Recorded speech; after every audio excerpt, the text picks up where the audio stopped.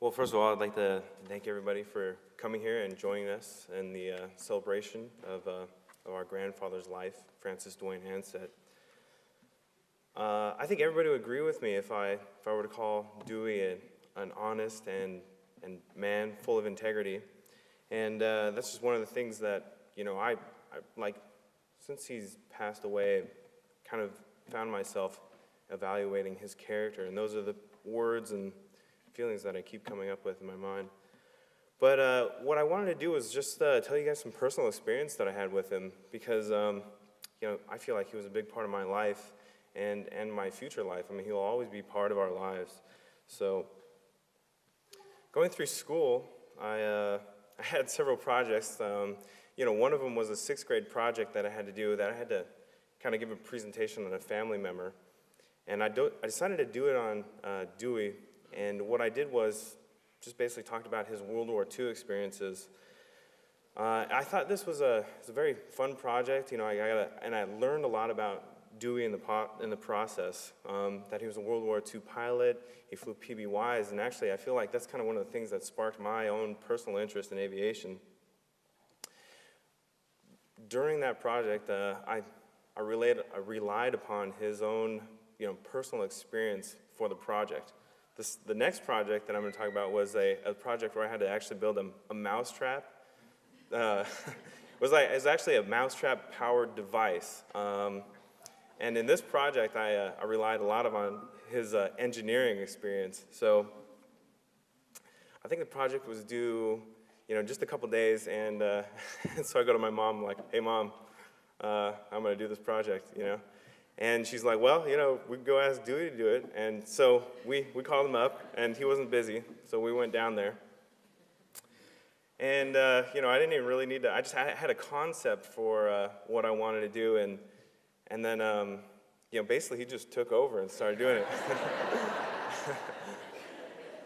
So, he's in the shed, and he's doing the project, and I'm just standing there, and my mom's like, "Kyle, it's your project, get in there and do it." And so I kind of get over there, and Dewey actually pushed me out of the way. So it was kind of fun. I didn't really have to do much for it. There was two goals of that project. One was, the mousetrap powered device actually had to go 10 feet, and so the fastest one to 10 feet won, and then won a prize, like a certain percentage in the grade. And then the other reward was for the farthest traveling mousetrap, and actually I won the farthest traveling mousetrap. So, we actually competed and won that one. Thanks, Dewey. Appreciate that.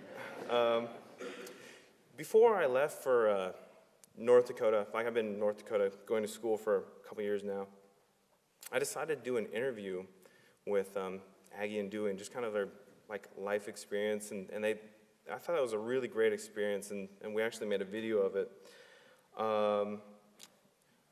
But one of the things, and I really feel blessed, because I feel like Aggie and Dewey, my grandparents, have been so interested in my life. They've always, every time I call them up, they're asking me questions, and they got like a list of questions to go through. They're like, "So have you done this and you done that?" And I'm like, "Oh, yeah.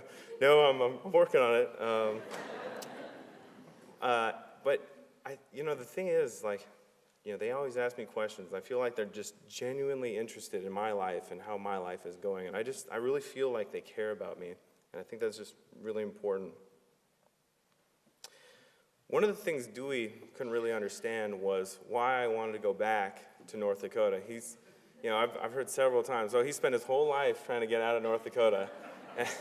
And I was going back there, right? But, I think it's been a very good experience going back to the place where he was from, and I've met a lot of his family members.